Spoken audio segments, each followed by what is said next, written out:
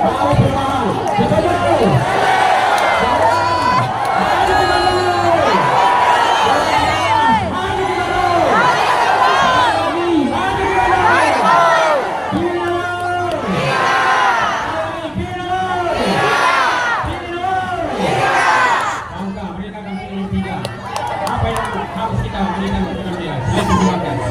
Sudah diakui oleh Pak Amir.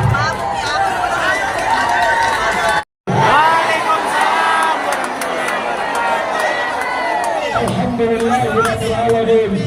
Wassalatu wassalamu ala asrafil anbiya'i wal mursalin wa ala alihi wa ashabihi ajma'in. Allahumma salli ala sayyidina Muhammad wa ala ali sayyidina Muhammad. Amma ba'd. Yang saya hormati Bapak Saile, luar biasa persiapan acara sore hari ini. Yang saya hormati Marimis Group, terima kasih banyak atas support dan dukungannya. Yang saya hormati HS Community, terima kasih banyak support yang luar biasa. Yang saya hormati Bambang Family, mana Bambang Family ini? Terima kasih banyak. Yang saya hormati Maharani. Yang saya hormati Avengers Community. Saya tahu ini kreativitasnya yang ini. Yang saya hormati Sleep Community. Terima kasih banyak kepada Kue Delta. Yang saya hormati anak-anak Millennial Amka, terima kasih banyak support dan dukungannya. Yang saya hormati seluruh di Kelurahan Mapa Saile. Yang saya hormati ibu-ibu Majelis Taklim Kelurahan Mapa Saile yang sudah hadir pada sore hari ini. Kami berdua mengucapkan terima kasih yang sebesar-besarnya. Yang saya hormati saudara-saudaraku handai tolan, adik-adik milenial yang sudah meramaikan kampanye Amka Amir pada sore hari ini. Bapak Ibu sekalian yang saya hormati, kedatangan kami berkampanye pada sore hari ini di Kelurahan Mapa Saile tidak lain dan tidak bukan untuk menyongsong pilkada pemilihan kepala daerah yang akan dilakukan tanggal 27 November insya Allah bulan depan. Besar harapan kami beserta tim Bapak Ibu sekalian berada dalam iringan-iringan Amka Amir untuk memenangkan pilkada di tanggal 27 November mendatang. Penting sekali Bapak Ibu sekalian, 4 tahun berlalu kepemimpinan ini tentu cukup untuk mempelajari apa yang sedang terjadi di Kabupaten Pangkep. Apakah penting kita mengganti atau melanjutkan?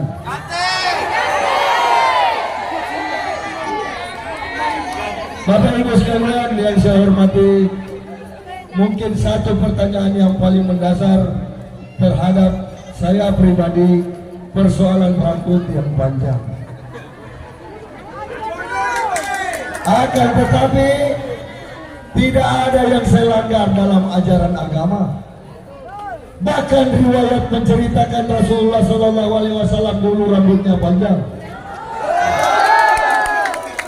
Yang Bapak Ibu butuhkan bukanlah gaya dari seorang pemimpin, tapi yang Bapak Ibu butuhkan adalah isi dalam kepalanya. Dari pangkat yang lebih besar.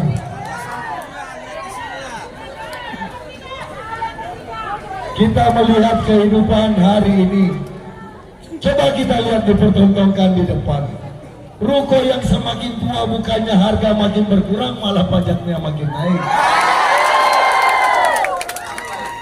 Apakah pemerintahan kita hari ini kekurangan arah untuk mencari pajak sehingga mencekik masyarakatnya? Maka dari itu, Amka Amir insya Allah akan merubah cara pola pengambilan pajaknya. Bapak Ibu sekalian, lalu apa visi misi kami berdua ini sebenarnya? Dimulai dari anak sekolah, hari ini pangkat termiskin di Sulawesi Selatan. Maka tugas kami berdua untuk melanjutkan pemerintahan ini, memastikan meringankan berpundak Bapak Ibu sekalian.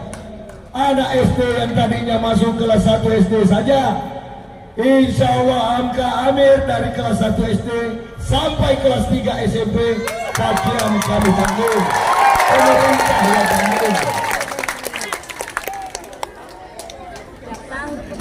Tugas pemerintah adalah meringankan beban pundak masyarakatnya. Lalu apa lagi? Coba bayangkan Bapak Ibu sekalian, rumah sakit kita hari ini, lihatlah, bukan mata lebar-lebar.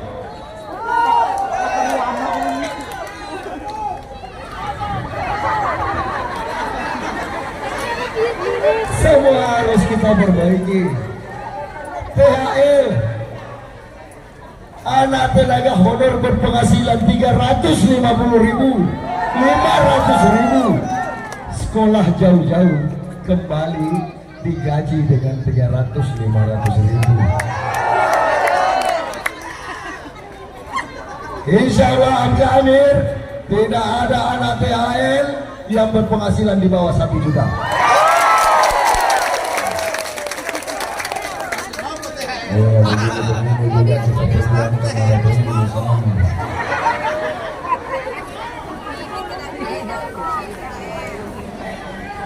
ASN yang tadinya tunjangan kinerjanya harusnya menjadi jajan, kelebihan dari gajinya, harapan anak-anaknya untuk hidup, dipasangi indikator agar bisa dikurangi. Harusnya tidak seperti itu. Kembalikan dia, lalu memberikan reward yang kerjanya lebih bagus. Itu harusnya. Jadi kasih tahu di Pak Lurah, Pak Camat, Pak Lurah, Pak Camat, jangan begitu terlalu kejam sama yang dua ini. Dia lagi berjuang untuk kehidupan ASN dan THL. Jangan begitu betul-betul itu mendahat dan memaksa dan lain sebagainya. Kenapa begitu? Kemerdekaan adalah hak segala bangsa. Tidak boleh ada penjajahan lagi. Tidak boleh ada paksaan. Masyarakat hidup harus sejahtera. Serahkan pilihan itu kepada mereka. Kami berdua pun datang berkampanye pada sore hari ini tidak pernah memaksa orang. Memastikan Bapak Ibu memilih sesuai dengan hati nurani Bapak Ibu sekalian. Maka nih baik, bagaimana bagi kita yang sudah didatang? Lagi sibuk-sibuk datang.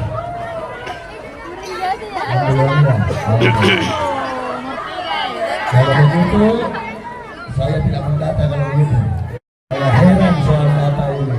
Di mana-mana orang cerita soal data. Itu adalah kerjaan kejahatan yang masif. Dengan mendata lalu melancarkan serangan, itu namanya kejahatan yang direncanakan. Maka dari itu, Bapak Ibu sekalian, sampaikan ke seluruh pelosok Pangkep, keluarga, handai tolan saudara. Ayo kita rubah pemilihan tahun ini. Seolah-olah uang segala-galanya, adik tolan bertak seberapa gitu ya. 150 sampai 200.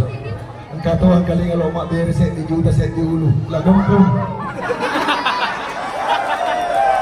Pada ini gempung aku beri aja mana gempungnya mata gue. Pura nih ada di masana. Masanya sudah berakhir, nggak ada lagi itu yang seperti itu. Maka masyarakat harus betul-betul dikasih kedewasaan untuk berpolitik. Agar apa? Agar betul-betul melahirkan pemimpin yang betul-betul bagus, betul-betul yang dibutuhkan, betul-betul yang bisa mengayomi. Apalagi Kalau soal pupuk kami sudah jelaskan. Hari ini saya lagi di Ruko Mampasele pasar, kita coba perhatikan. 15 tahun kepemimpinan keluarga ini. Coba lihat pasar kota Kabupaten Pangkep, seperti apa kabupaten ini pasarnya. Ini kota kabupaten, jaraknya dari Pangkep ke Makassar hanya 60 kilo. Dipertentukan dengan pasar yang seperti ini. Kemana uang Pangkep yang 1,4 triliun sekian? Ini kota kita, ini kebanggaan kita sebagai orang Pangkep. Harusnya betul-betul dipelihara. Malah pasar malam yang diurusi. Begitu pasar malam bermasalah, dia buat pasar senggol. Saya tidak tahu kalau pasar senggol bermasalah, pasar apa lagi namanya. Maka pastikan tanggal 27 November, pastikan Bapak Ibu sekalian memilih sesuai dengan hati nurani. Pertanyaan kemudian, Pak Amir, Pak Gendong, saya mau tanya satu hal. Hampir setiap calon yang berkampanye berkeliling mengutarakan janji-janji manisnya terhadap masyarakat. Yang menjadi persoalan, ketika dia jadi dia lupa akan janjinya. Saya belum menjalankan tugas. Yang lupa ya. Saya ingin bertanya, kata orang kepada saya, bagaimana kalau Anda ditakdirkan jadi Bupati Kabupaten Pangkep? Apa jaminan kami sebagai masyarakat bahwa Anda menepati janji-janji Anda? Saya jawab, kalau memang kekuasaan Allah itu datang terhadap saya, 2 tahun saya tidak mampu merubah Kabupaten Pangkep, saya mundur.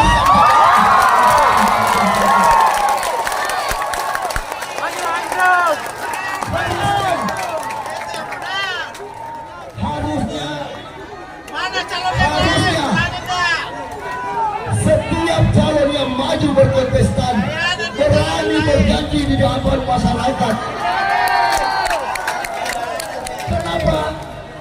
Kepemimpinan ini punya sanksi sosial yang besar. Bukan hanya persoalan memenangkan pertandingannya, tapi bagaimana bertanggung jawab terhadap kata-kata yang pernah diucapkan.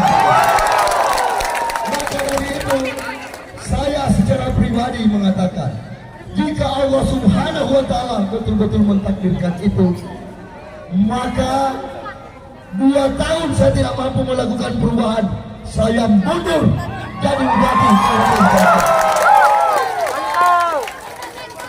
Bupati adalah amanah, bupati bukan raja, bupati adalah pelayan masyarakat. Maka tugasnya adalah melayani masyarakatnya. Ketika dia tidak mampu, harusnya dia berani mengatakan, saya mundur dari jabatan saya.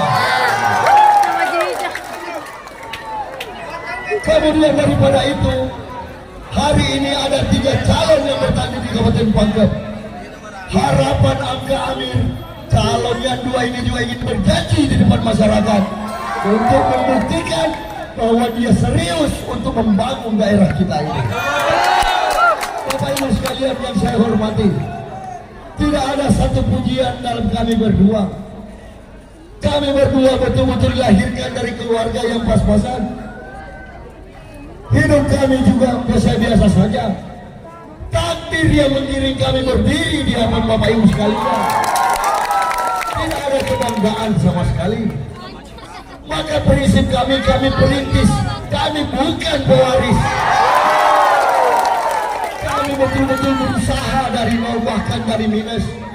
Hari ini kami jalan bertanding. Kami pakai modal kami sendiri, bukan modal dari orang tua kami. Kenapa bukan orang tuanya yang jadi hoki?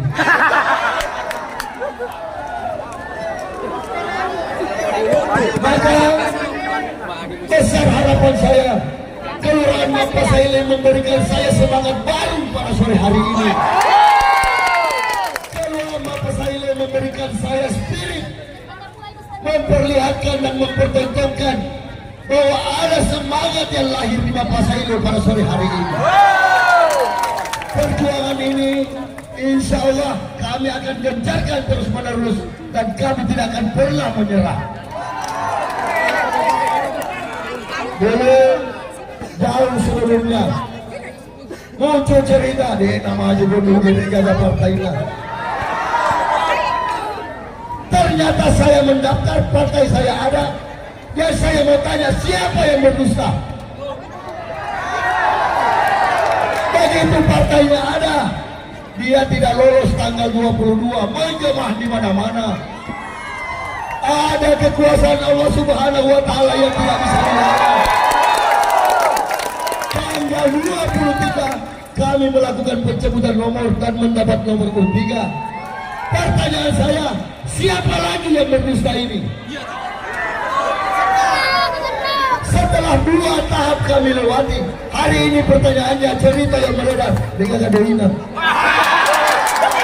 Saya mau tanya, masih mau percaya? Tidak.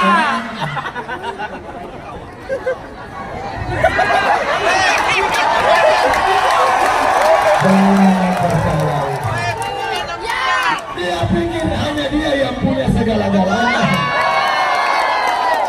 Dia dilupakan oleh jabatan, dia dilupakan oleh kekuasaan, lalu menganggap yang lain ini hanya penonton. Dia lupa ada orang lain bisa dipakai besar di luar. Hari ini kembali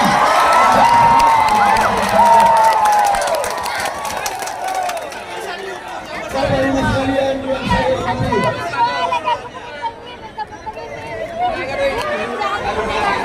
saya menyampaikan terima kasih yang sebesar-besarnya atas semangat baru yang diberikan kepada kami berdua.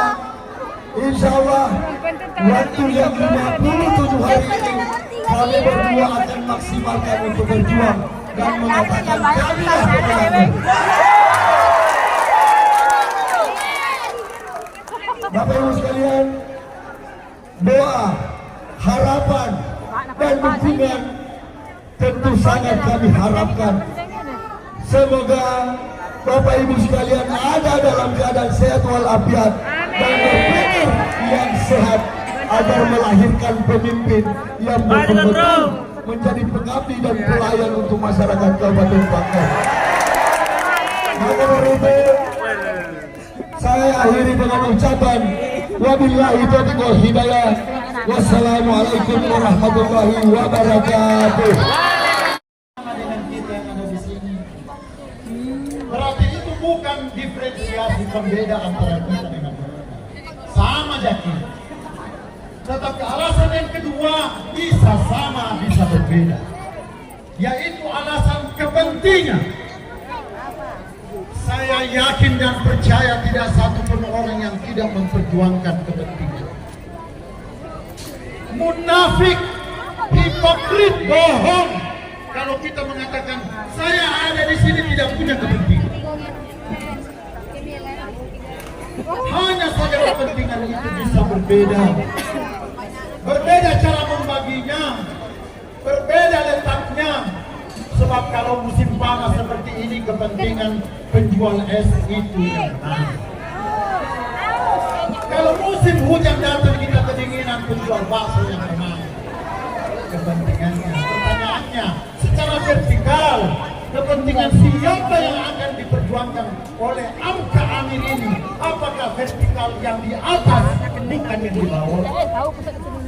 Atau kepentingan orang di bawah mengalahkan yang di atas? Itu bedanya. Di situ bedanya. Yang ketiga adalah alasan darah dan kekerabatan. Semua orang pasti punya alasan. Dan kita juga sekali lagi bertemu di situ.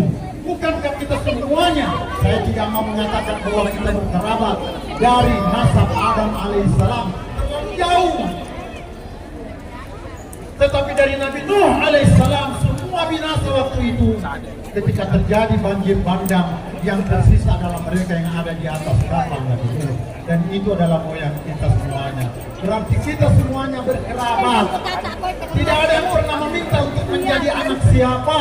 Tidak ada orang yang meminta untuk menjadi seorang Indonesia tidak ada orang yang meminta untuk menjadi orang kanker. Itu adalah takdir. Oleh karena itu kita tidak mungkin bisa lari dari takdir kita. Takdir kita sebagai orang bangsa harus memastikan bahwa kita merdeka di kampung sendiri. Kita sejahtera di kampung sendiri. Tidak menjadi jongos di kampung sendiri. Tidak saling menghambai satu sama lain. Itu yang perlu kita. Dan poin 3 yang kedua adalah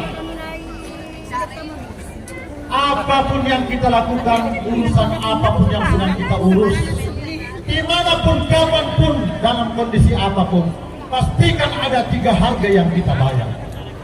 Harga yang pertama adalah niat, itu adalah harga mati, tidak boleh ditawar. Siapapun yang ada sekarang ini kalau niatnya salah, dia gugur di awal, termasuk beliau jalan. Kalau bukan nawaitunya lillahi ta'ala, Pajai, sorok kok. Itu harga mati tidak boleh ditawar. Harga mati yang kedua di ujung adalah al-umur bimaqasidiha. Semua urusan dan pekerjaan tergantung maksudnya. Apa maksud yang ingin dia wujudkan? Kalau itu adalah kepentingan dan kemaslahatan orang banyak, maka itulah yang benar. Harga mati yang